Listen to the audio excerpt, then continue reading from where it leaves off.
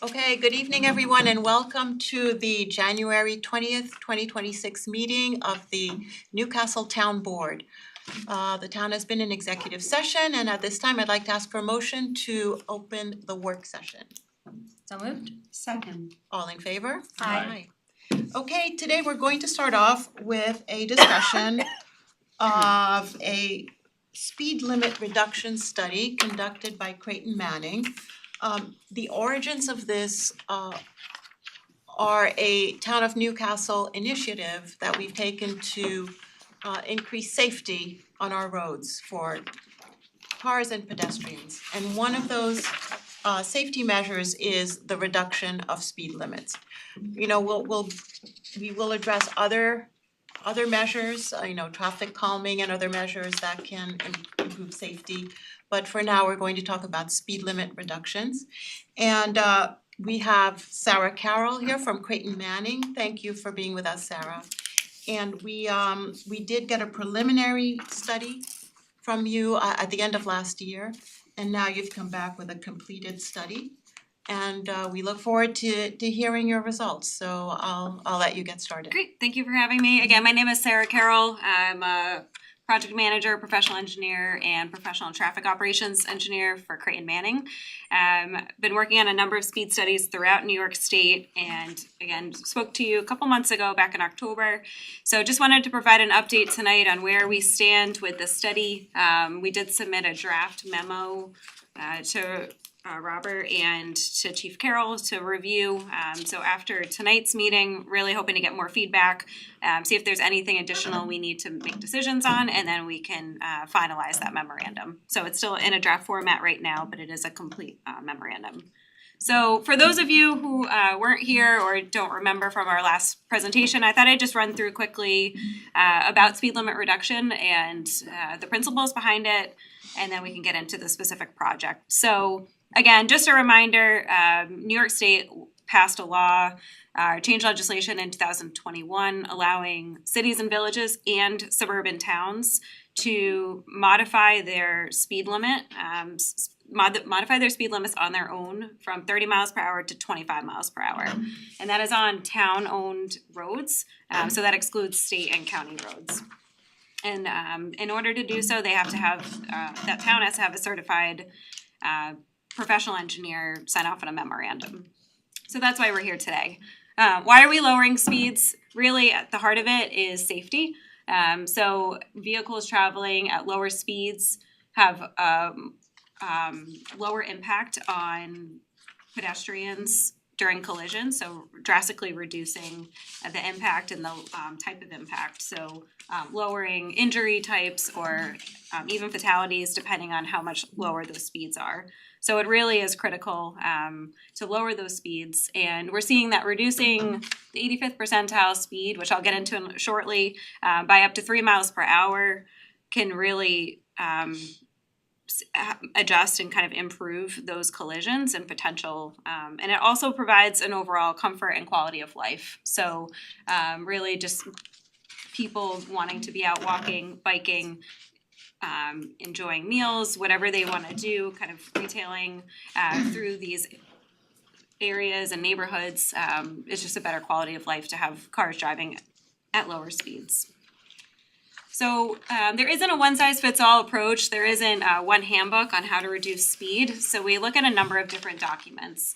Specifically for this study, we're looking at the MUTCD, that's the Manual on Uniform Traffic Control Devices. It's a federal highway standard that governs many different things, ranging from the width of your travel lanes to the type of sign that you have, where it's located, but it also does speak to speeds. And one of the things that the MUTCD points to is 85th percentile speed, which again, I'll explain what that is shortly, and how that posting the speed limit of a road should be within 5 miles per hour of the 85th percentile speed. But it also talks to desired outcome and including other principles like land use, crashes, and overall comfort and well-being, and how that, and it describes that of how speeds can relate to that. We also look at New York State guidelines There's a New York State supplement to the MUTCD, and there's a traffic safety and mobility instruction sheet that all guide how we set speeds. And really what we're trying to do is consider the roadway context and determine speeds based on, like I said, 85th percentile speed, floating vehicle check. There's a tool called US Limits too, which is a federal highway-based tool. It's free online. You can go on yourselves and test out, kind of type in the different conditions of a road, and it spits out what recommended speed is. It is heavily focused on the 85th percentile speed, so it's not something we necessarily want to rely on, but it's a great tool just to see kind of where we stand with the roads. So there's a lot of text here, but I'll just highlight a few things about 85th percentile speed. So this is the speed at or below which 85% of drivers are traveling under ideal condition. And that really tells us what a safe and reasonable speed is for the majority of drivers. And we're seeing that drivers will generally feel that they can drive at a speed based on their surrounding roadway, surface condition, regardless of the speed limit. So again, just looking at a speed sign, if cars are feeling like they can drive faster based on the roadway condition, they will. Same with slower. You have a lot of curves in this town. People need to navigate those a little bit slower, so they may be driving under the current speed limit. We're also seeing issues when there's a variability in speeds. So I'll get into this in the next few slides, but when you have a posted speed limit and you have people feeling comfortable driving much higher than that or much slower than that, that's where you can get some collision impact, where people, again, are anticipating someone driving slower or faster, and there's a greater differential. That's what we're trying to avoid by setting these speed limits. So just to show you an example, this is a 4-lane road, no sidewalks, no houses, wide travel lanes, a little bit of a shoulder, trees kind of off on the side of the road. This is posted at 30 miles per hour. I assume we would all probably drive faster, unless Chief Carroll was out. That we would drive faster than 30 miles per hour on this road. So again, talking about context and how people are feeling if we were to take data collection of this road, we'd see speeds much higher than 30 miles per hour. This next screenshot shows you a very similar 4-lane corridor, but no shoulders. Lanes look a little bit more narrow. There's sidewalk. There's trees up close to the road. There's houses and driveways. This is also posted at 30, and with the curbing, you may feel that you want to drive closer to 30, knowing that there's people out walking, biking, pulling in and out of their driveways, and some sightline issues. And lastly, this is a one-way road, parking on both sides, narrow lane, actually no striping at all, sidewalks, trees, houses right up close to the road. This is posted at 30, but I could probably bet that we would all drive much slower than 30 down this corridor. So again, when we talk about the context of the road, it makes putting up a speed limit sign a little bit challenging depending on where you are along the corridor and what's on the side of those roads. So we'll move into the project. Specifically, we studied your full town, the full town of Newcastle. And what we first did is look at roadway jurisdiction. So I do apologize. Some of you have black and white printed. My color ink ran out, but I will make sure these slides are shared and you can kind of zoom in and Yeah, because I think actually the copies missed every other page. Some of them were pulled out just because of the presentation. Okay. So yeah, you'll get the full slides in digital format. It'll be easier to zoom in. Okay, thank you.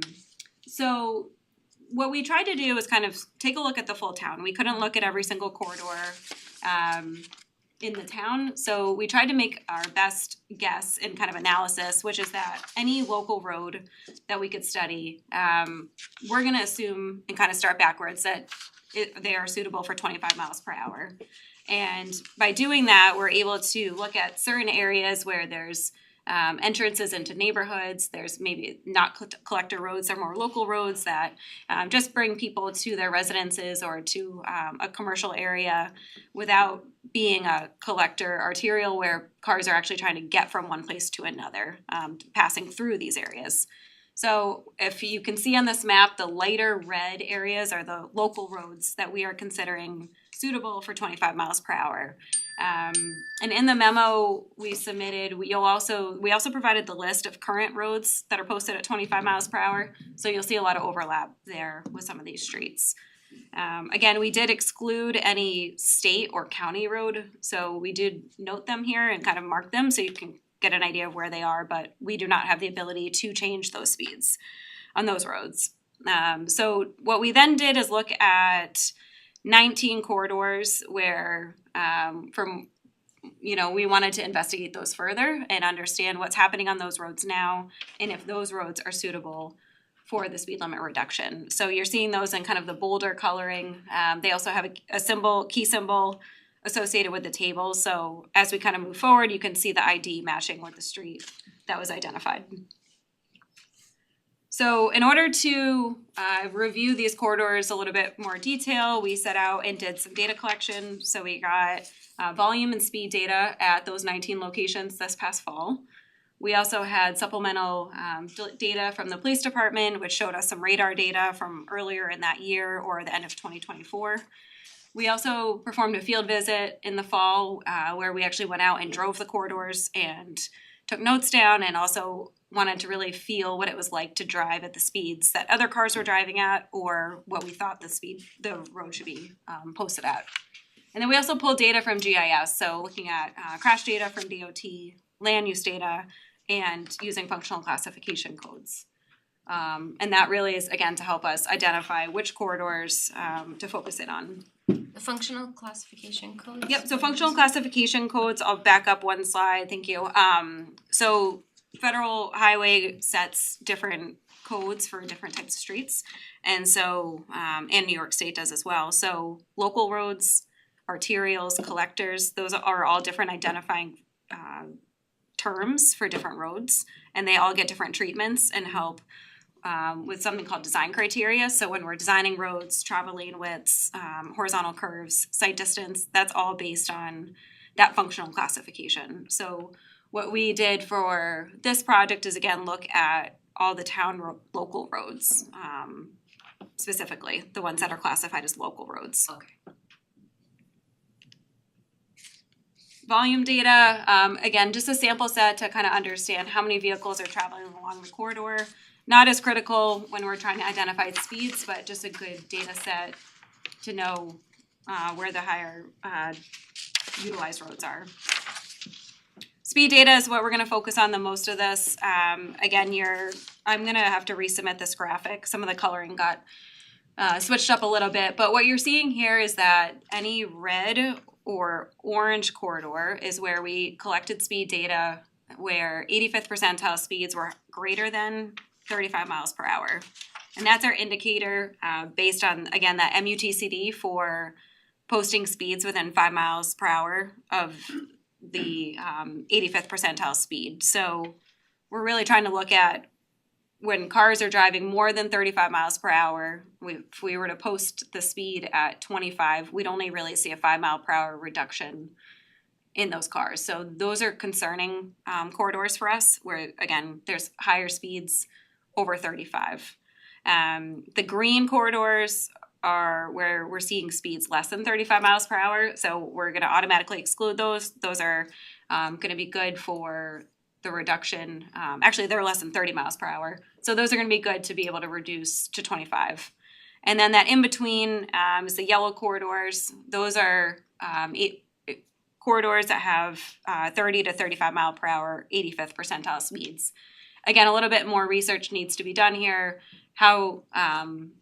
What can we do with these corridors besides just looking at 85th percentile speed? And I have a table coming up soon that'll go through this a little bit further. So to summarize, roads that are red are roads where 85% of drivers are going over 35 miles per hour, and therefore, in your expert opinion, reducing to 25 is not going to be a safety measure. It actually would be riskier to lower the speed to 25. Yep, that's a great way to explain it. Yes. Just by posting speed. There's other measures we can talk about later, but yes, just posting a speed. That alone is not gonna have the intended effect. Right, and it could actually create more problems. And can you repeat what the orange is again? The orange somehow didn't come out in my copy and I can't quite see it. I know. What is the So the what are orange the numbers for the orange? is red and orange are speeds greater than 35. So red's actually where we're seeing speeds greater than 40 miles per hour, and orange is greater than 35. So I'm gonna pull up Okay, so you have them marked as the same basically, but red is higher speed. yes, Okay. red is the highest, so again, we just have to revise our legend, but I tried to change it up on the screen here, so red and orange are above 35. Yellow is between 30 and 35, green is below 30. And so if we look at this next table, again, I know it's a lot of text to see on a screen, hopefully you can see it on your printouts. But this is just a summary of all that speed data and volume data we collected. I think that this is a good indication of also pulling in some of the police data and seeing where there was radar data versus the ATR data. Those are the tubes that we placed. And that's how we collected our speed data. So you can see on a couple corridors like Douglas and Roaring Brook, there's a little bit of a differential there from the radar data versus the ATR data, which we can dive into in a little bit more time. But again, this was really our focus is let's start with these 19 corridors. Let's look at the existing speeds.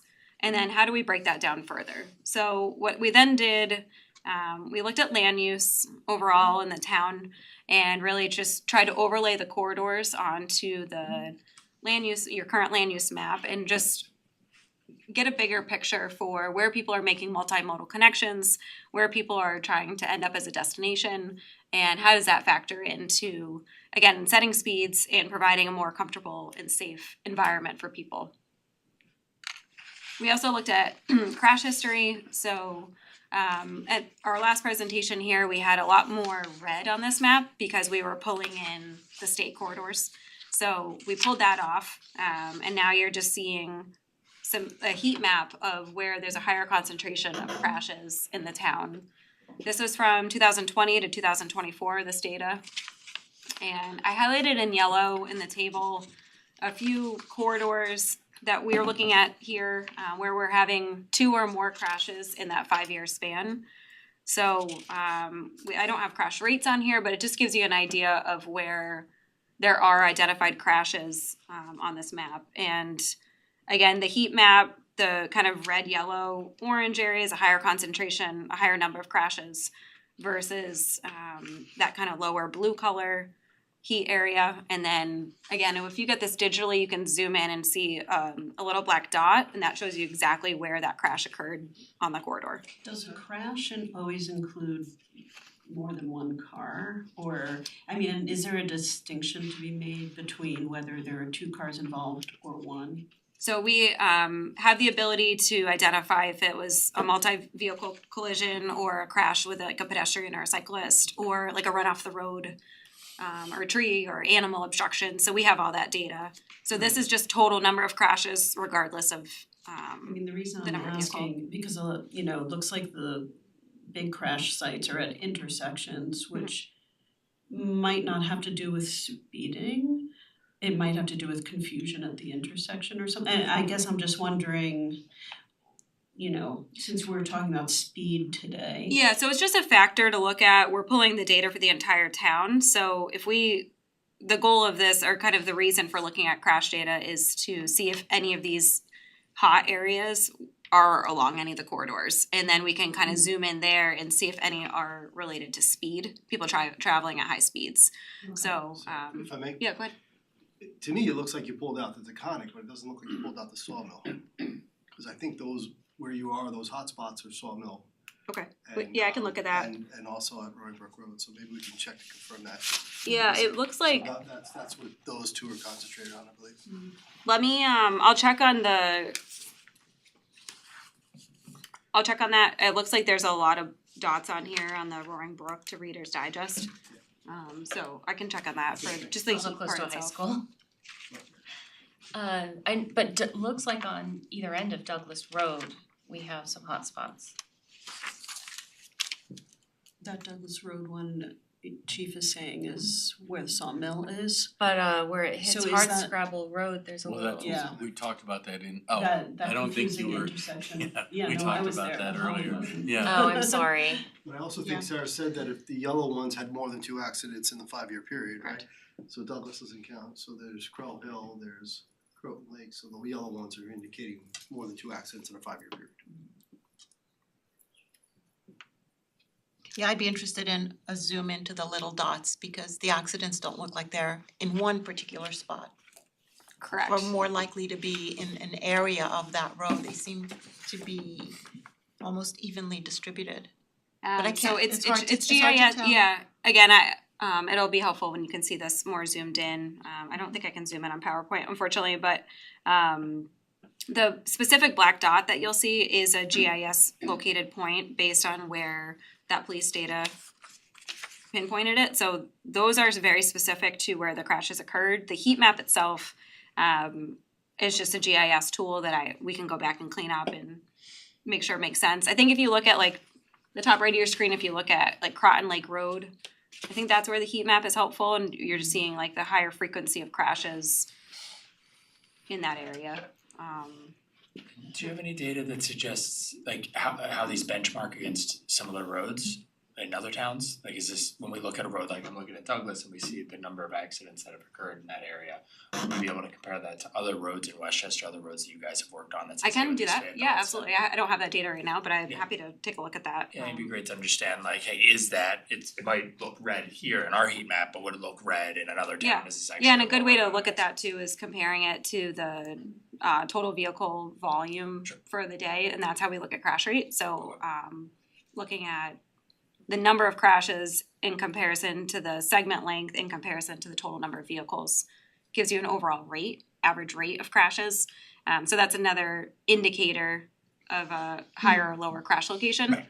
Yep, so we can certainly provide that data. How do you determine how a road is similar? Because Douglas, for instance, is a connector road off a highway, very residential, No sidewalk. leading to another connector road, no sidewalks. I mean, I just wonder if each road is unique enough to make it difficult. Yeah, absolutely. I think looking at crash rate is the first way to break that down. So looking at the functional classification of a road and seeing if that's a comparison. It'd be very data driven. So it would be kind of a high level comparison compared to really drilling down and understanding that specific corridor. And again, crash data is an indicator and kind of a helpful tool for us to recommend speeds, but reducing speeds aren't going to, just reducing the speed isn't going to directly correlate to some of these crashes and what's happening. So if you're seeing a lot of run off the roads, if you're seeing a lot of head-ons in some of these more narrow roads where people are winding, that's to me more important to look at areas where we need to reduce speed than the actual number of crashes. It's more the type. Question about this heat map. So the blue ones are fewer crashes. Does that mean that the areas that have no color have no crashes reported? Like what does fewer mean? Yeah, and I don't have that range in front of me just because that's the GIS tool is Yeah. kind of comparing. But it's but- not zero. But like if you look at 4 Shingle House Road, there's no heat map around there. There's no crashes that we have reported or documented. Okay, so if there's no color at all, there have been There's no crash none. data But even once available. there's blue, that means that we're seeing accidents. But we're there. seeing at least one At accident, least one. at least one in the 5 years. So I'd say your fewers 1 to 2, and your more, I think we're up to like 11 crashes in the 5-year span. And So you're gonna that's- take out the Sawmill Parkway. Yes. I just wanted to point something out. The crash data on this map here was drawn from a period of time where a lot of the COVID restrictions were in place, and which might affect not only volume but also patterns. So I don't know if that's something that you would recommend doing a follow-up or any additional data. Yeah, we historically with COVID and traffic data, we were looking at pre-COVID activities, post-COVID activities, and seeing that there was actually a change, not as much of a change as we'd expect. I can go back and look at our more current crash data, but at the time of pulling this earlier this fall, this was the latest crash data. Yeah, that was just for the Available. benefit of the board to keep in Yeah, mind. I mean, maybe if you're looking at the rate, you may wanna exclude 2020 Mhm. in particular, because Yeah, we could People also weren't pull it to a going 3-year anywhere. range and look at 2022 to 2024.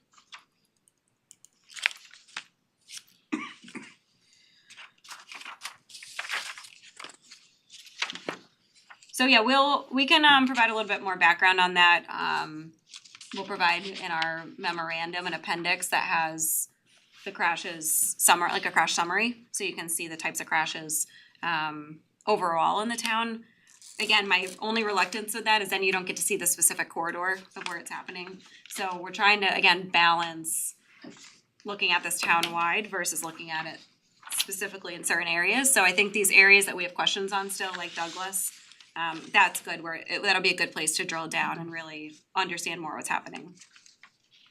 I think, the Reader's Digest Road and the Roaring Brook Road, they're kind of a complicated area because the Sawmill Parkway splits them. Right. But like I said, there's a high school and a big shopping center. Yeah. And it's kind of narrow and there might be just a lot going on there. It was very surprising to me to see that road and then see how many vehicles are traveling on that road in a day. But you take into account the features of that road, I mean, it's a major highway, it's a major, corridor. And there's a Whole Foods there which attracts people Right. from out of town to go shopping because it's conveniently located off the highway. Are we talking There is about an Roaring increase of residences there are over 90 residential units within that area. And those are recent additions too, so. So there's a lot of density there that you don't see in the rest of the town. And a lot of high school age drivers High school drivers, crossing on major. not just high school drivers, but parents driving their students to and from school. There's a major medical center there. I don't know how many square feet, but it's a huge medical center. So obviously people driving there for appointments, doctors, PT appointments. So- Yeah, it's commercial, Understanding all that, residential. we are recommending that those two streets be reduced to 25. Does understanding that, desired destination, does that, do you agree with that 25? Yeah. I would agree, I mean, Roaring Brook's already 25.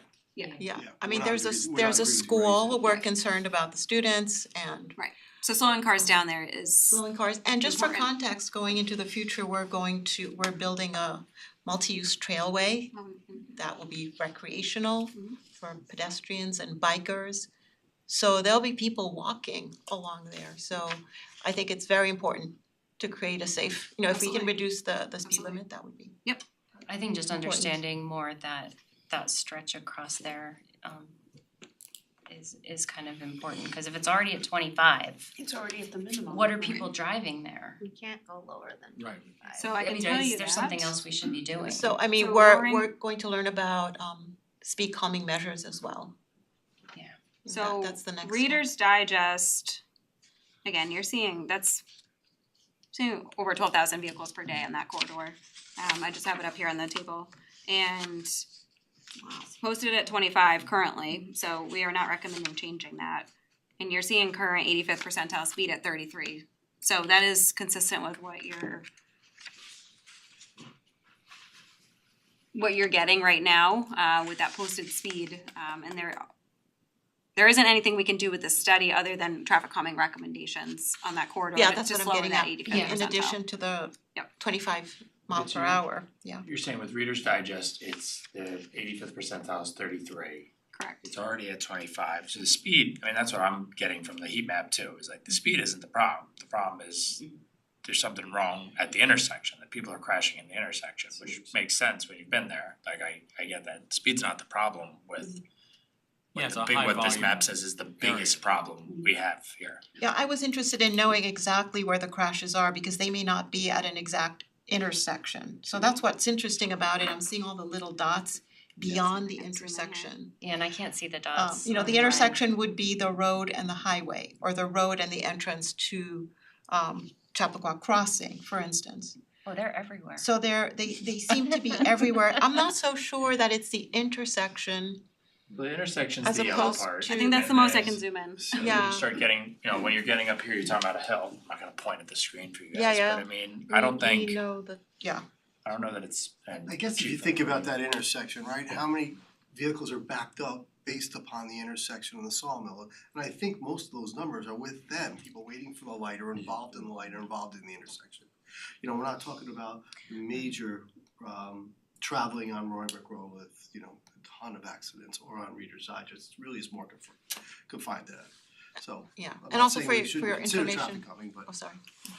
It's a little frightening considering there's a train track I was just gonna there. say, there is a So many railway fender benders crossing. there and the train goes there. It's an on-grade railroad crossing, Yeah. which adds to the total chaos, Only I frankly. was at a press conference with a state senator, United States senator about having 10 years ago. Having a crossing, yeah. bridge, oh my god, that is so scary. We're supposed to have an overpass, but One day, I don't know if that maybe. will ever happen. In this location. Hopefully, yes. And again, what we can do with this study is, again, we're not recommending changing speeds, you already posted at 25 here, we can recommend traffic calming, we can highlight this crash information, so you can still use this as a tool to make future recommendations or kind of go to the state and say, look, we're seeing a problem here, what are you gonna do about it? Right, okay. Yeah, We try. Yeah, there was over 200 But, all we can do accidents is, at that intersection alone in a 5-year period. yeah, traffic calming is, I think, the next step there. How serious are those crashes, Chief? You know, every end of the spectrum. You guys have that data about how serious the crashes are? Yeah, so we the way that we get the data, it's a property damage, injury, fatality. So we noted in red dots where there's a serious injury crash, and then all the black dots are other crashes. So in that period of time, we did not see fatalities, but the serious injuries are highlighted in that red dot. So you can see, again, if I zoom back in to Roaring Brook, there was a serious injury next to this 3 bubble. That's away from the intersection. Or is that where you go into, from That's up. Roaring Brook to Route 120, No, that sharp no, it's not. turn? And there are some dots That's on here into outside of The the, residents. Like where Study Hunting Ridge corridors. Road is That's or what I was In that thinking, it looks area? like Hunting Ridge. Yeah, Or Cary Road? I think it's more Cary Hunting Ridge area. yeah. Do we have this map with all the dots and the colors and whatnot? Do we have? it's hard to see in your have it? You have Printout. black and white? I mean, I have it It's- black and white, but do we I have it have- with all the dots? and Yeah, everything? She's gonna send it electronically. Okay. then you can zoom in and I I'll send you the really actual PDF so you can Kinda zoom in wanna and see look. that, Yeah. If you're are you interested in like a web map too? Cause we could provide a link to a online map where you could zoom in and look at it too. Would that be helpful? I mean, I would love a lot of detail on this particular item. Yeah. Yeah, let me go back. I'm not a GIS person, but I will go back to our team and see if we can provide a quick web map where you could click a point and get more information on it. I don't wanna commit to that, but I will ask the question. Okay. And at a minimum, I will make sure you get this PDF where you can zoom in and look at it closer. Thanks.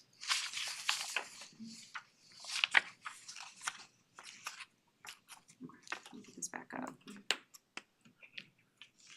So again, just a quick summary on the crashes. I think we've discussed this, but again, this is where you can see the comparison of the number of crashes to the average daily traffic.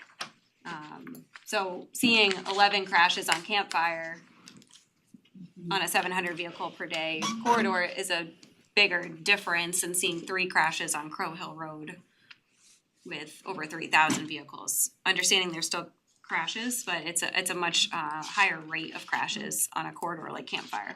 That's a Camp- narrow winding one. Campfire is like a road just for one car that is two-way traffic. Like it's a ridiculous road. So's Roaring Brook. In theory, you have your own traffic calming going already with that, where people should be. Yeah, that's true. But I That's what I'm mean, saying. Roaring you Brook's can be traffic driving calming on its own. Campfire and really, like someone can just come around and not be on a side of the, you know. And they could be weather related, they could be, you know, it doesn't have to just be speed, right? There's a bunch of factors. I guess that a lot of these happen at night. Do you have streetlights on that road? No. Is that a different can of worms I won't open? Okay, so just kind of pulling back to those 19 corridors, again, this table summarizes the different speeds. I think we've talked at that at length of the 85th percentile speed. So then, again, we were pulling out speeds that are greater than 35. Those are corridors that we just do not feel are appropriate to be reduced to 25 based on 85th percentile speeds alone. So let's look at it a little bit further, see what we can investigate. But initially, again, going back, of the 19 corridors we looked at closely, we're removing the ones where speeds are below 35 miles per hour. We feel that those are good to be reduced to 25. So our next level of looking is which corridors of those 85th percentile over 35 are currently posted at 25. And I think that's where it's an interesting thing to look at. If you look at like number 5, Crow Hill Road, you're seeing 85th percentile speeds over 35, but currently posted at 25. Again, we are not recommending changing any of the current corridors that are posted at 25. So the next step is let's pull those corridors out. Now I'm we're left, surprised it's that high on that road. and it's all, unfortunately, the way that the data's collected, it is very, one specific location, and we'll talk about this with Douglas, but those tubes are in one spot, so we may have caught it at a place where people are coming down a hill or on a more narrow straightaway. So where you're seeing, they can pick up those speeds. So I think ultimately, what I think is important here is, you know, out of every town road, right, just the ones that are already 25, there's only 9 that we're recommending at this point, maybe 10, that we're saying that should be above 9.5. 9.5, above 25. Right. So I think we're really accomplishing, you know, the town's goal at this point, the board's goal. So just back to Campfire, which had a lot of crashes on it, but the 85th percentile speed is 39 and its current speed limit is 30. Yep. Like the crash data, does that influence? Like, because if the 85th percentile is 39, that would mean you'd probably recommend keeping it at 30, but if there's that many crashes happening there. That's a great opportunity for us to look at the specific crash types and what countermeasures there are for that and make some recommendations for geometric improvements, intersection improvements, other items besides changing that speed. Because if we're going from people are driving at 39 to 25, we already know we have a high number of crashes. The concern is creating more of a challenge there because now you have people continuing to drive 39 because they feel like they can. Right. And the people who are driving 25 because that's the speed limit. Right. And so now that differential is even bigger. So again, that's an area, yes, where we can drill into that crash data a little bit more and understand what's happening there, but the change in speed alone won't be enough to reduce those I agree, it's crashes. the contributing factors that we really need to look at, cause the area those accidents are, it's harder to go much more than 25, but by the Taconic, 40 could be, you know, the speed limit there, right, that's stretched by the Taconic. And then through the S curves, you know, nobody's speeding during that, it's 2 different roads. So Yeah. crash data is really what we need to look at. Yeah, that makes sense. Yeah, so we can, I think what would be helpful is to have a summary of these final 9 Yeah. and have specific crash information for each of those. I think that would be helpful instead of townwide summarizing it. So I'll just take it another step further. So again, we're pulling out all the corridors that are currently posted at 25. And now we're looking at pace cars. So we went out and we drove these corridors and we made notes, which we're attaching again to our memorandum on how those corridors felt driving. And this pace car is a good indication of how other people are driving on the road. So it's not just an instantaneous moment of data, it's following the leader. What are other cars driving? And so based on that information, we pulled out one corridor, Croton Lake Road, where we felt that was a more consistent road with 25 miles per hour. And so that leaves us to a final list of 9, asterisk 10, where we are recommending a village-wide speed limit of 25 miles per hour with categorical exclusions. And this is a list of the 9 corridors where we feel that just based on all the data that we've collected, all the analysis that we've done, those corridors shouldn't be reduced without additional traffic calming in future studies. A few of them are out in the West End, huh? Yeah, and so this is a map of those recommendations. summarize totally. I will, again, you'll get this so you can look at it a little bit closer. But just gives you an overall picture of corridors that we're recommending changing, corridors that we're recommending not changing, and ones that we did further analysis on. So we'll get this, I wanna make this pop a little bit more so you can really identify which ones We weren't gonna be quick. aren't going to be changed. Yeah, I can see it great on my screen, but yeah, we'll get that bolded a little bit more for you.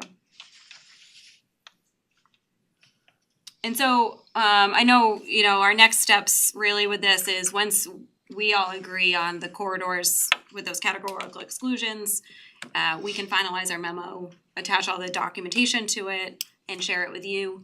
And your next steps, what we're outlining in that memo, what your next steps are, which would be to, as a board, if you agree with it, pass the law changing your speed limit, and then modify your code, which currently has a list of 25-mile-per-hour corridors, would end up being flipped. So your the recommendation would be that your town pass the 25-mile-per-hour zone area speed limit with the exception of select corridors. From there, we can work with you to do an inventory of all of the existing speed signs in the town that are 30 miles per hour that would need to be reduced or changed to 25, and then make recommendations for how to replace those signs, whether that's with your internal forces or if you hire a contractor to do it. We've seen that in two different capacities. Is there anything that has to do with the placement of the speed limit signs? Yes. Yep, so that MUTCD governs that, and where you're seeing kind of the high level recommendation of that is any time that you're entering the town, so crossing a border, you identify what the speed is. So you'll end up saying like townwide speed limit, 25 miles per hour, except where noted, or except as noted. And so that's why all the streets should be assumed at 25 unless they're posted at 30 or whatever the state or county roads are posted at. But almost every way into the town is a state or county road, right? No? Maybe that's just the way I come in and out of town. And that's where we'd work with the state or county on modifying those signs, because if it currently says townwide speed 30, we want that changed to townwide 25. And then on every street where you're entering into a neighborhood coming off of a street that isn't 25, we'd want to make sure people know that that street is 25. There's also spacing guidances based on where you're transitioning zones, if you're near a school zone. It's all based on the speed limit. There's a calculation for where those signs should be placed before and after intersections. So all that is clearly written out in the MUTCD and pretty easy to apply once we know where all the signs are. Thank you. Do you ever make recommendations for educational measures with the public, PSAs? Yeah, we absolutely can help with that. I don't have examples cited here, but that's certainly something we can help put graphics together and kind of help share that information about why you should be driving slower. Right, I think just that so that education people enforcement, have that education. awareness. Yeah. And Yeah. because once we lower the speed limits and we do, you know, we perform all the next steps, signs, other traffic calming measures, I mean, I think traffic calming measures will have an impact because obviously that's a physical improvement to the roadways, right? But I think that awareness is so important as well, so I think agree. we need a public awareness campaign and you know, an effective way to communicate would be it would be helpful. Yeah, I can provide some examples from other municipalities we've worked in, or even ones that we haven't. There's a organization that's posting information for speed limit reduction projects all across New York State, so that's a good resource too. So I can point you to some areas with Okay, that would be a good next step. Yeah. To put in Yeah, as well. absolutely. Okay. Yep, we can do that. So I just wanted to touch on traffic calming. I know at the last meeting, we talked about some solutions that may or may not work in the town, and I think the first and kind of the most straightforward was the speed feedback signs. So putting up your speed is signs that flash. There is proof that those signs help reduce speeds as long as they are permanent. So there's also studies that show as soon as those signs are removed, that people go back to traveling those speeds they were traveling before. So I think in some of these areas, it would be great to put some of these dynamic feedback signs out and just let people know what's happening, and enforcement always helps back that up. There's also a few other traffic calming ideas I had. I don't have specific locations in mind for these, but I think that they could work in some areas. So the first on the top left, lateral shift or striping change. So the easiest kind of solution, striping change, is narrowing travel lanes. So where you have maybe a 12 or 13 foot travel lane, you can reduce it to 10, 11. It's an option. Shake your You're head. limited. They're already glorified cow They're already paths, so- small, Yeah. but there's some areas. Yes. The lateral shift or striping change, or lateral shift, again, your roads are narrow. I don't know that you necessarily have room for this, but there is the ability to kind of push vehicles to not be driving in such a straight line. Again, I think the geometry and kind of the way that your town roads work already, you have so much curvature, that is a natural shift already.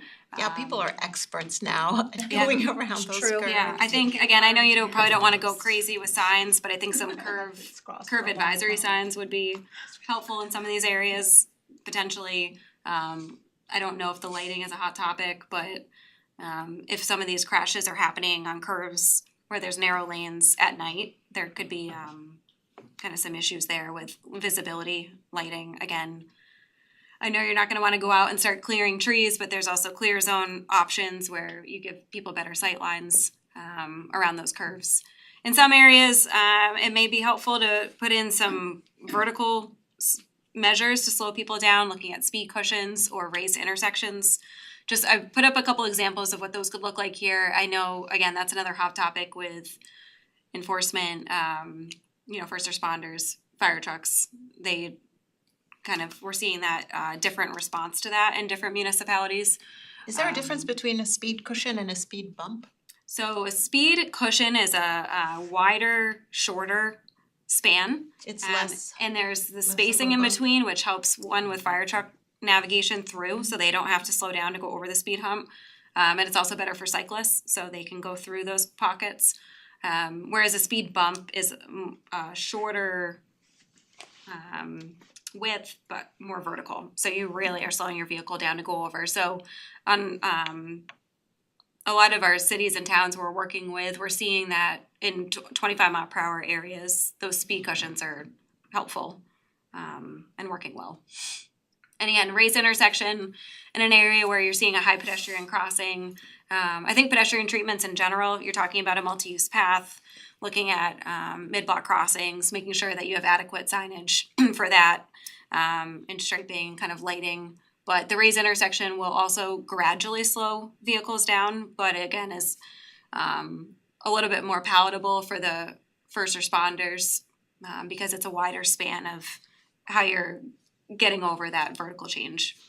But that does put pedestrians at a higher elevation and kind of makes them a little bit more visible, in addition to slowing cars down as they're going through an intersection. So there may be some areas where that's appropriate, understanding that that's not the case with all the corridors, but Sarah, is there a thought that by lowering the town speed limit to 25, even though we're exempting those 9 roads, that we would still see kind of a reduction in the 85th percentile? Because I guess people's habits would be that we're driving 25 everywhere else, and now our habit is to drive slower on those roads? it's definitely possible, especially given the way that your town is configured. I would maybe say differently if you were more of like a grid-like system where people were kind of sick of driving 25 on this road, I'm gonna go this road and go faster. I don't know that you necessarily would see that here, so that's certainly possible. One of the recommendations I have in our memo is about coming back and doing a follow-up speed study later. Once the speed has changed, the signs are up, people are traveling around, getting used to those speeds, then come back and relook at those 9 corridors and see if we can get those speeds down. How long does it typically take to go from making the decision on what to change to actually getting them all changed over? So I'm working with the town right now. I wanna say they passed their law probably in the fall, and we've been working with them on their GIS mapping and new sign implementation, so they're, I think, hoping by the time the weather breaks in the spring, their highway crew can go out and switch the signs out. So 6 months? Yeah. Okay. Yeah, I think identifying all the existing signs is probably the most time consuming part. Getting a good feel for where all the signs are. And when will we get the memo? What's that? When will we get the memo? So there's a draft memo out for review now. I think we have some modifications to make to that. Right, you and I have a further discussion as we've Yeah, talked I about don't know if you wanna talk about over that now. Douglas, we spoke about this earlier, so we're gonna collaborate on that road as well. Maybe we can get together and come out and look at the locations where they were, and maybe have them do an ATR in a different location, but we're gonna discuss that one road as well. Yeah, so Douglas is our question mark right now of the speed differentials on that road and what makes sense there. So we need a little bit more investigation there, but then I'll let you decide how you wanna get that memo out We'll get it to the board. to the group. But I will definitely share these figures right after this meeting, so you can take a look at those. Just understanding that they're draft form still. The recommendations are still being finalized. Okay. Well, what do we think? End of February, like how? I think in a February solid. Yeah, that makes sense. Yeah. If we can Everything else get was that ready, I data, think everything else we did to Everything go else is except ready. for that, yeah, it's just Douglas Yeah, at so this hopefully point. we could schedule this by great. well, at the latest, the last meeting in February. I think we have 2 meetings in Yeah, February. 10th and 24th in February. Yeah. So how long do you think you need I to think, I think it's more Sarah's schedule than mine. So we can get the data, we can get this conversation going. It's just a matter of what you want at that next meeting. Do you want them to have that final memo already reviewed by the next meeting? Yeah, I think so. That I would be think you would most give the helpful. memo I to think if them we in can get advance of the together, get it meeting. done, make a recommendation. would be to the something board. good that we can approve. Yeah. Right, exactly.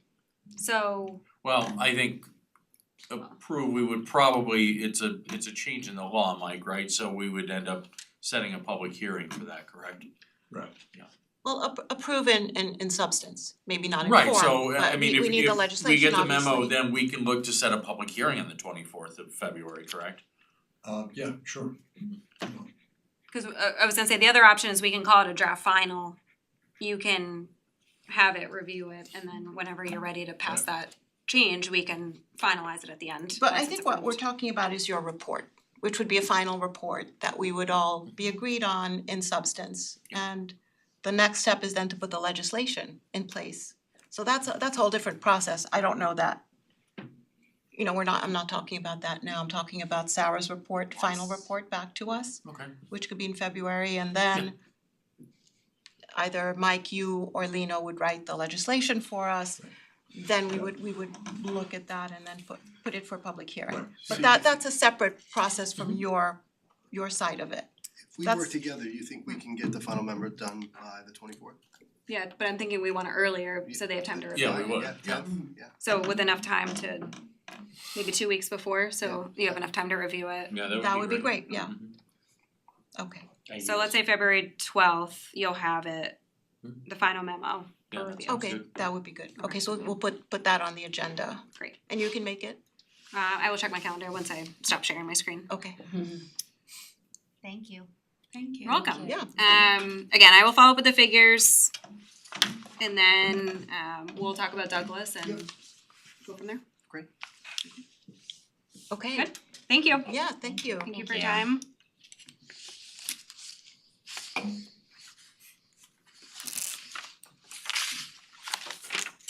I think I'm out.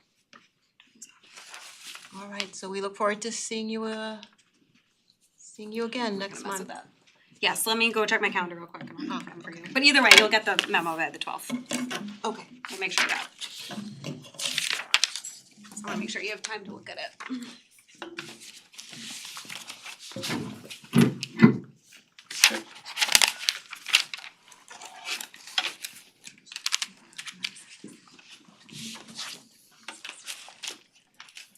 okay, so should we wait for Sarah or should we No, I think we can. move to the next, No, okay, it's the administrative items. go as ahead, well. Rob, yeah. Sure. Not many tonight, we have retroactive payment of claims dated January 12th and 26th. We have the adoption of the monthly reports from December of 2025. adoption of minutes from December 2025. We have a street opening permit bond release for 69 Crest Road. We have the authorization to approve the sewer easement agreement with the town of Mount Pleasant. That's for Old Farm Lake Road. Town of Mount Pleasant needs to run a sewer line to connect to the county trunk line. In order to do that, they have to go under our road, so this is the easement agreement for that. We have the authorization to approve the cash maintenance bond for Nakash in the amount of $2,500. That's for 2 Meadow Hill Road. We have the authorization to accept new replacement maintenance bond agreements for retail parcel at Chappaqua Crossing. There are 4 different maintenance bonds that are being renewed. There's one for retaining wall, one for wetlands mitigation, one for tree preservation, and one for stormwater. And finally, we have the authorization to settle the 23 through should read 25 tax certiorari proceedings for 46 Grace Lane. Is it correct in the resolutions, just so we don't, okay, so just make sure, It's in the consent agenda. yeah, just make sure we approve the consent agenda as amended. Okay, Okay. yeah, Josh's memo from that we discussed mentions 23 through 25, 3 separate years. Okay, Thanks for got catching that. Alright, we're all set? Yep, That's all it? set for Okay, administrative alright. items. Chief, did you get information? Yeah, so she's definitely good with the memo on the 12th. The 24th doesn't look great, but if, if there's questions or you need somebody, they will send another representative on the 24th. That's fine. So I said I thought it would be fine.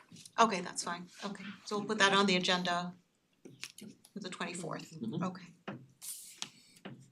Alright, may I have a motion to adjourn the work session and open the town board meeting? So moved? Second. All in favor? Aye. Okay, for anyone joining us now, we are now terminated our work session and we are at our town board meeting. Rob, are there any announcements? Christina, I'll turn it over to you. We thank you. are in January tax collection month, Oh, yeah. so I'd like to remind everybody as often as we can. Yes.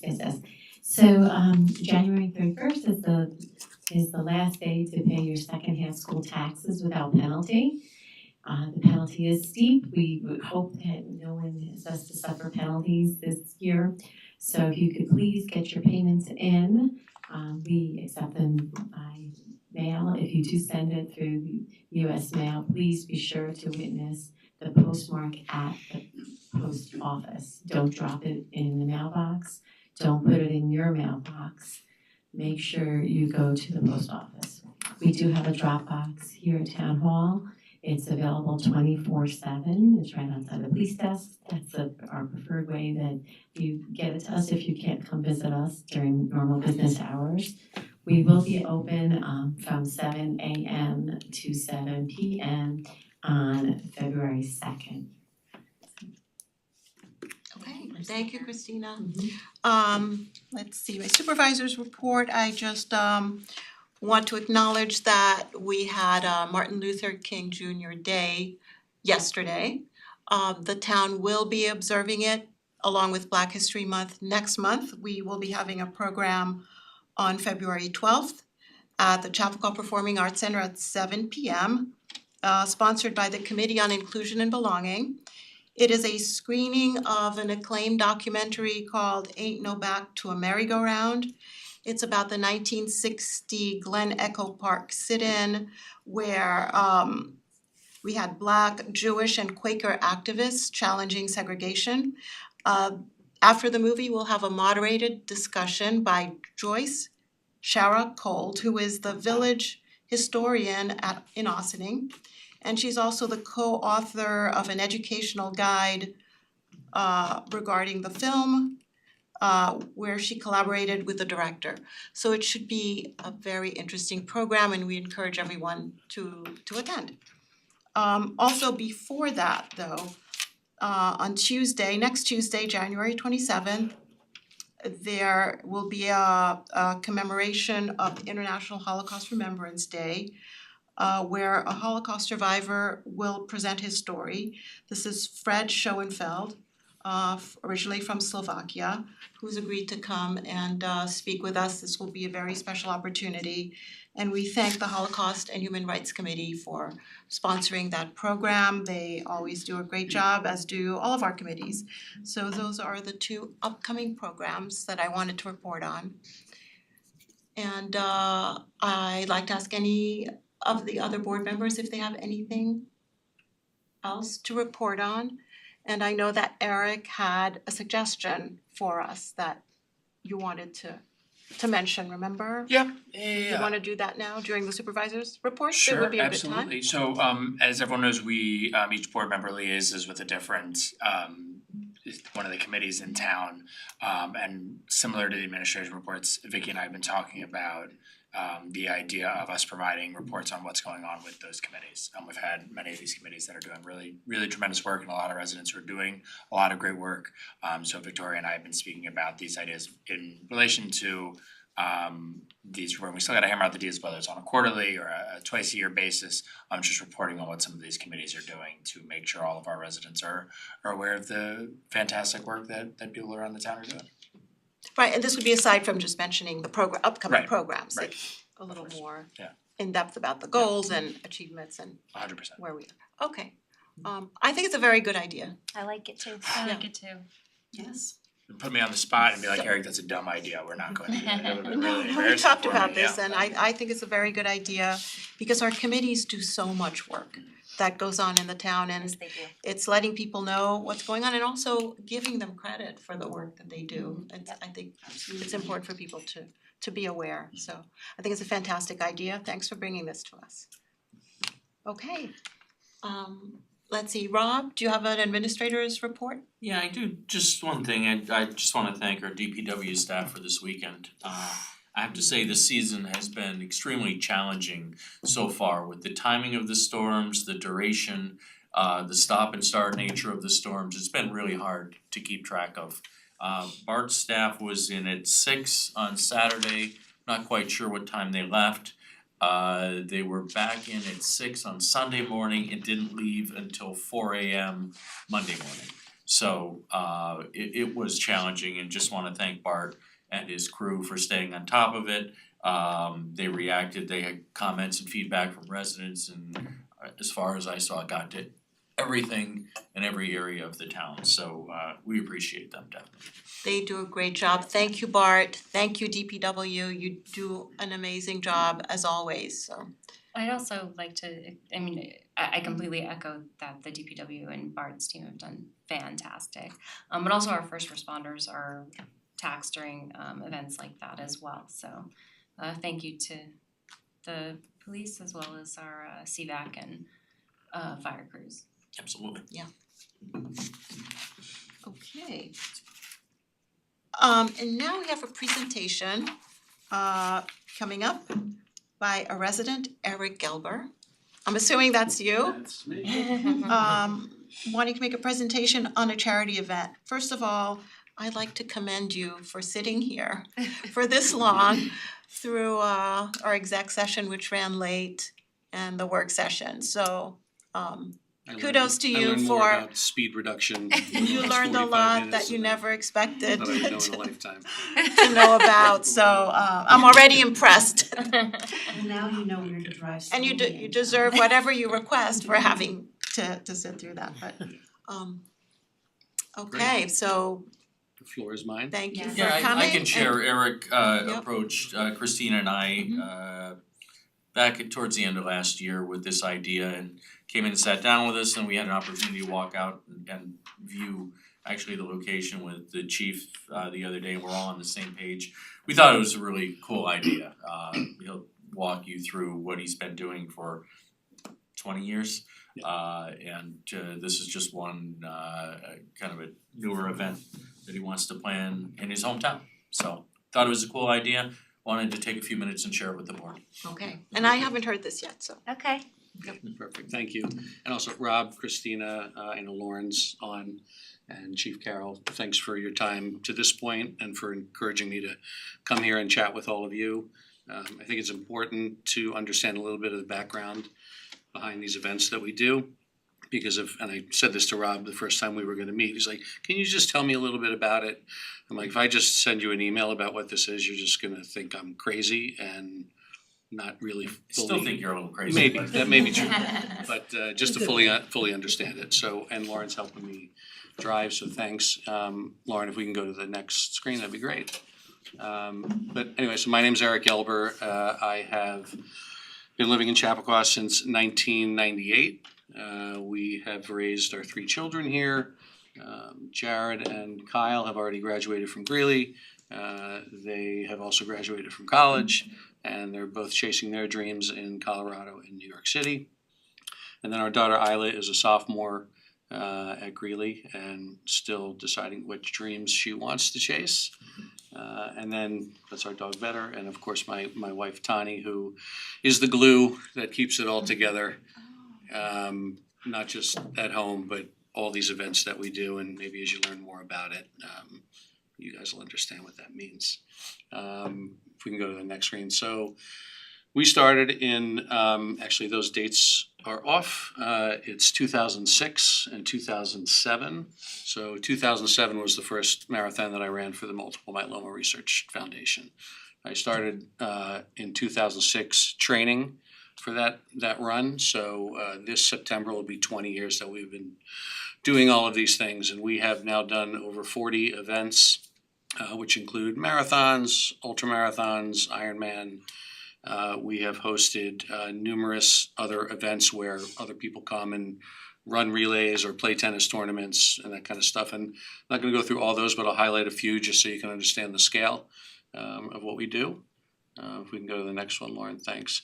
So the first big event we did in 2011, this was a solo run that I did.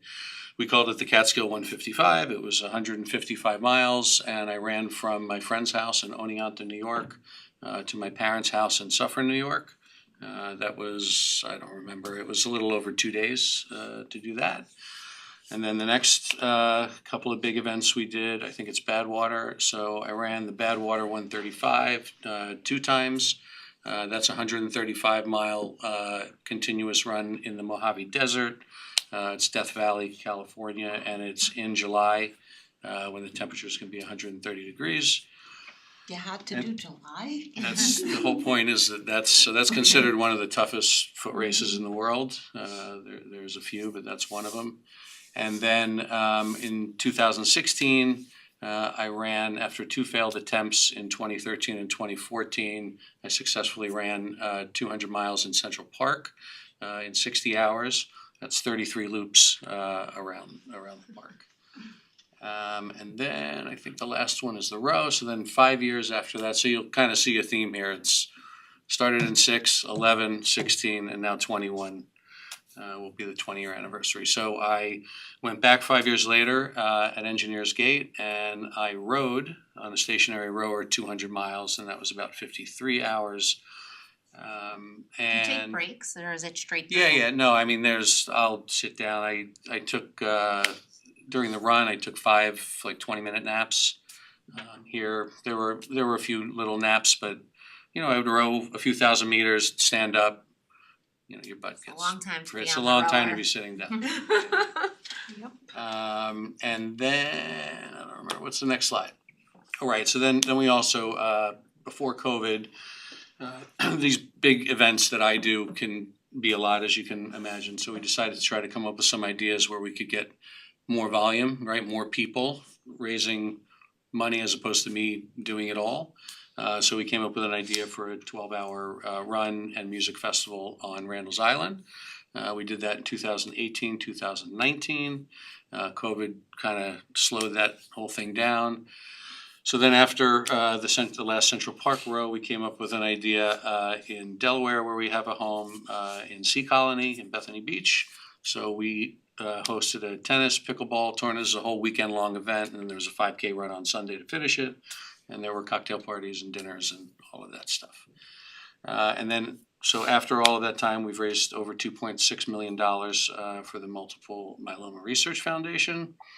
And just some other, all of these events over the years, we've been on basically every major, television station, print and online media. If we go to the next slide, there's just some more of that. So, these events have grown, and this whole, we call it the journey, has grown into a big, really community thing. And you'll see if you look up there's always other people around. We have a whole team of people. And then in 2017, this is a documentary that was done based on our run in 2016 that Tribeca Film did. It was at the Tribeca Film Festival. If you want to watch it, it is available on Prime. You just Google my name and 200 miles and it'll pop up. And then lots of, partners over the years. These are just a sampling of, some of the big international companies, and then all the way to, local people from our neighborhood, Club Fit, Captain Lawrence, Stonefire, things like that. So the ask is this year I wanna do a new event, and I thought doing it in our hometown and with our community would make the most sense, celebrating 20 years. Obviously we wanna raise a lot of money, but the goal is to row 100 miles and do 10,000 push-ups in 36 hours. And hopefully raise $250,000 for the foundation. I also think that what you'll find just interesting if you approve this is you'll see the community will definitely hear about, they'll gather around, people will come, the kids will want to try to row. So I'll have, if you saw in the earlier pictures, I'll have 2 other rowers, so people can come and participate, kids, adults, whatever. And I would like to do it on the same weekend as the book festival and the farmers market. Because obviously that's the busiest weekend, and the more people that are around, the better it is for the foundation. And yeah, that's it. Just to mention, your setup is two yeah. 10 by 10 tents. It's 2 10 by 10 tents. We talked to Chief Carroll about it as well. I think it was last week. And it would be right next to Bobo's, where those short-term parking spots are in the old taxi stand. It's a very safe spot. It's blocked by the barricade, so the cars coming from the other direction. Which is the whole point of all of this, is so you understand that we know what we're doing. We've been doing it a long time. We've done events that are much bigger than what we're doing. This is just a 2-tent setup. One is for the foundation to have their swag and their, fundraising equipment and all of that, and whatever we're giving away. And then the other, that slide, so that's one tent, and then to the left of that is the other tent that just has all of the foundation's materials, and then all of my gear and my cruise gear that we just need to stay hydrated and fed and all of that. So you talked to Chief about that, the location is safe Yes, for absolutely. everybody. It's, it's the book festival day, so there aren't cars going through, and it would be right between Bobo's and the book And the festival taxi stand. location, so people would be So passing Like right through. next there will be to cars Right. going through in front of the Bobo's, but it's behind, the Jersey Bears are here, right? It's the south side of Bobo's where the old taxi stand is. Yeah. So he's set back, so it's not, so the traffic's Got going it. that way and he's well away from the traffic, so it's So a good- you're good, you're I'm good comfortable with with the it, location, okay. sure. I mean, I think that considering how well you've done elsewhere and this is your hometown, I think it would be nice for it to happen Thank you. here I as was well. hoping to hear that. All you need from us, it's not the town raising money, we're just allowing you I just need the to space. use the yeah. space Yeah. to do that, so Yeah. we don't get into any legal questions of the town raising funds for an organization, you're just, right, so we're just providing space the way we do for Correct. any other organization or individual. And the other Which municipalities, we've done- New York we've done City, all before. of that, it's the same thing, usually it's us paying the money to them. Right. There's usually fees. Eric, do you mind me asking why this foundation? I was going to ask. So I have a family friend of ours who was diagnosed in 2002. So I started with one marathon just to support her, and it just turned into something honestly we never expected. And now she's passed, but we have so many friends that have it and that have also passed, so we've met just more and more people over the years. So we got ourselves into this thing that honestly we can't get out of. And it's great, I'm not complaining about it, it's just that it's turned into a much bigger thing. And by the way, I was looking Mr. Diddleman up, who I didn't know, he passed away from multiple myeloma. That's what I was looking at my It's a phone. sign. Tatiana Schlossberg, is that, did she pass from that as well? I don't know her. I do know one person in town, I don't know if he's private or not, but I who actually has know. it. We have a good friend who's fighting right now, Yeah. so I'm all in. Well, you've certainly found quite an interesting and I don't know what if saying exciting Intense. is Sometimes appropriate. Exhausting. Intense. Inspiring. Impressive way of showing support and gaining some enthusiasm for the cause. So congrats on that. Thank you. Thank you for And, bringing this to us. So it Thanks sounds for like no having me. one, no I'm one has a excited. problem Thanks, with Rob. doing Thanks, this. Christina. Thanks, Chief. Oh, you do? Oh, okay. She's so sweet. She might be and watching, so special, she's yeah. going, oh, okay. What's the date of the book fair?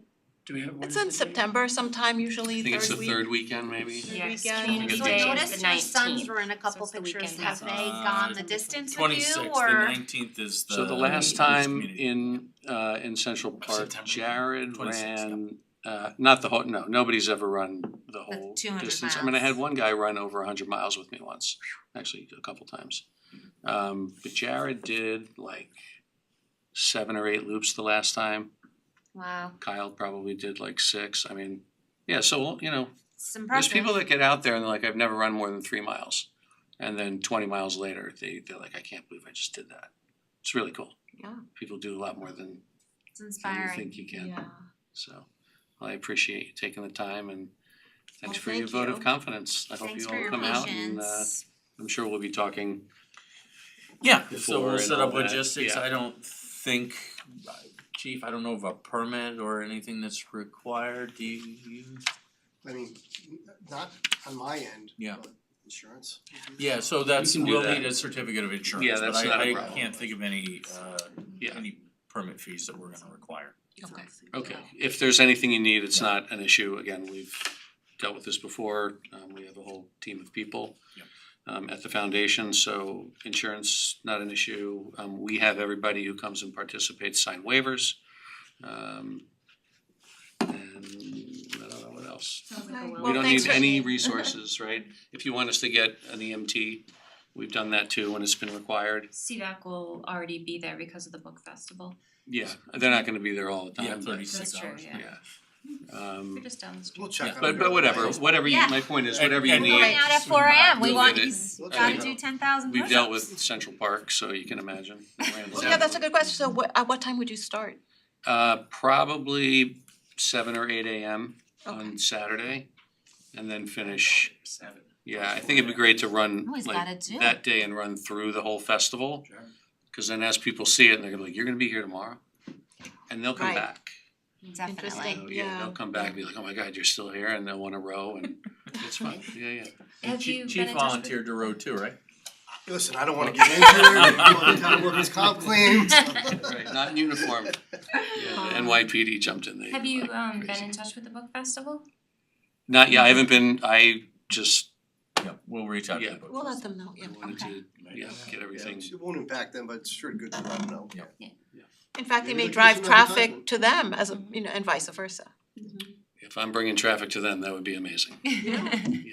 There'll probably be Wow. some people, obviously, that'll get there that are my friends coming from the city, but I'm relying on, And people come from out of town to go to the book festival as well. Yeah.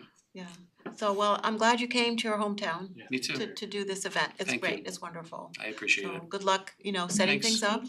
Okay, Thank And you. just Okay. when the time comes, we just wanna review the waiver and make sure it covers the, covers the town as well as the. yeah, I'll get you all that and you know, we have a lot of time, but Like you I said, if you got past Central Park, I figured I could Yeah, probably. really, yeah, true, true. Central Park doesn't. No problem, yeah, we'll take care of whatever town needs to feel comfortable. Is that the loop or was it around the actual right? It will, so Yeah. Central Park closes from 1 AM to 6 AM. So it's the loop and then I had to go outside, which they're almost exactly the same actually, the square, cause the loop's moving around a lot. But it's not as hilly on the outside. But you got all this, whatever, I could go on for hours and hours, but yeah. Yeah, thank you, appreciate it. Okay. Thank you. Have a good night. Good night. Thanks. All right. See you guys. Good night. Thanks, Lauren. Okay, so we've reached public comment period, seeing that there's no one in the audience for public comment, are there any raised hands online for public comment? No hands are raised. We have one hand, okay. Can you see who that is? Miro? Can you guys hear me? Miro, yes. Oh, I know why, you're calling about the traffic study. No, I'm calling about, no, I'm kidding, yes, I'm the traffic study. Hi, Miro. Hi guys. Well, first of all, thank you so much for being proactive. Shout out to Eric, Vicky, Holly. I've spoken to you guys a lot about this. I just wanted to say, I just wanted to give you my thoughts on what I'm seeing as a resident, as somebody who uses Douglas Road for commuting, and just as a neighbor. I'm glad to see that there's progress being made. I'm also glad to see that Douglas is off of the list of streets that's considered to be excluded from the 25-mile-an-hour speed reduction. So awesome. A couple of things that I was thinking about since I last saw the Creighton Manning presentation, which was I think in the fall or maybe early winter. We've got those speed reductions around the school zones that go to 20 or 25 from 30 or 35 mile an hour roads. So as far as it goes, when you reduce the speed limit and you adequately post and enforce it, I think it can work really well. And I just think that, full in support of this initiative. Love to see and track where it goes over the next, call it 6 to 8 to 10 months. But as a resident who bikes down from, half a mile out from the Metro North Station multiple times per week, I can tell you that 3 out of 4 cars are, call it very polite. They slow down for pedestrians, for people walking their dogs, for people just taking a walk on these roads. But it's that 1 in 4 that I think from a cultural perspective, from like an education perspective, we really do need to do a better job of infusing a pedestrian safety mindset in town. We've got over 100 households here between where essentially Bell is, or the Metro North stop is, or all the shops in town are, and half a mile out. There are a lot of people out on these roads. There are a lot of people who I think want to walk. I did this informal study or survey 2 years ago, and just the anecdotal information that Vicky, I've sent to the town board, you guys have that. People who have been here for 5 years, 10 years, 15 years are saying, hey, I'd really love to walk to town, but I just don't feel safe. I think it's just an opportunity for us to leave our mark on this town and set an agenda that may be a decade in the future, even longer, that has a vision of kind of a pedestrian forward mindset where we all feel safe to walk on these roads. These are all Civil War era roads, right? Where it was horse and carriage in the beginning. And now we've got big cars driving. It's about just educating and instilling a culture of safety, pedestrian prioritization, of course, all the intricacies that Creighton Manning can propose for slowing down traffic and making everything safer. That's all I'll say. Thank you so much for looking into this. I appreciate you guys' efforts and again, the prioritization around all this. Okay, Thanks, guys. thanks for calling in, Miro, thanks for watching. Of course. And if you notice at the end, I did ask for advice on an educational awareness campaign. So, the speed reduction is only step one, as we know. And so we're, going at it one step at a time. Or maybe a few steps at a time, but we're waiting for that traffic study to be finalized. Okay, he's off. All right, thank you. Anyone else online? Any other hands raised? Okay, all right, so that concludes the public comment period. Rob, you went through the administrative items Yeah, I'll say the only thing that appears on the consent agenda that we didn't go over, but we just heard the presentation, was the authorization to use town property. We added that after the presentation, okay. And it is on the resolutions, okay, good. Okay, so let's start with the resolutions and with the consent agenda. Eric, do you wanna get us started? Absolutely, I move to adopt the items 1 through 8 as listed on the consent agenda as amended. Second. All in favor? Aye. I move to retroactively approve the payment of claims in the amount of $1,300,038 $480.72, 2025 expenditures totaling $1,216,118.18, and 2026 expenditures totaling $122,362.54, listed on the summary AP check register and detail voucher details report, all dated January 12th, 2026. Checks were printed and distributed to each claimant listed on Monday, January 12th, 2026. Second. All in favor? Aye. Do you want me to read this? Yep. Okay. I move to accept the resignation of Eric Marmon as a member of the Holocaust and Human Rights Committee effective retroactively to December 31st, 2025. Second, and thank you for your service. Thank you for your service. Absolutely. Is it a good time to mention that I'll be the Yeah, I liaison was just for that about- committee? So yeah. Just mentioned it, good. There we go. So you're back on I'm back in a on. different capacity. All in favor? Aye. I move to authorize the appointment of Norbert Goldberg as a member of the Holocaust and Human Rights Committee for a 2-year term effective February 1st, 2026 through December 31st, 2028. Second. All in favor? Aye. Norbert, those are big shoes to fill, my man. Yeah. Um, I think we're going to, do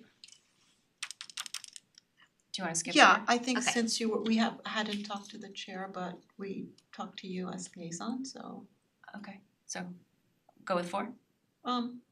yeah, Is she in favor of it? yeah, Holly told Yeah. us, so we're good with that. I move We to trust- I move to authorize the appointment of Laura Lenahan as a member of the Conservation Board for a 2-year term effective February 1st, 2026 through December 31st, 2028. Second. All in favor? Aye. Jen, do you wanna take the last one? Two more. Two more. I move to authorize the appointment of resident Jorge Rodriguez as the Town of Newcastle civil officer, which includes serving subpoenas, summonses, and complaints for a 2-year term effective January 24th, 2026 through December 31st, 2027. Second. All in favor? Aye. I move to authorize the hiring of Carl Short for the position of 4th grade police officer with the Town of Newcastle Police Department at an annual salary of $84,728.39 effective February 23rd, 2026, or the date Westchester County approves the resignation reinstatement. Second. All in favor? Aye. May I have a motion to adjourn the meeting? So moved. Second. All in favor? Aye. We are hereby adjourned. Thank you, everyone, and good night.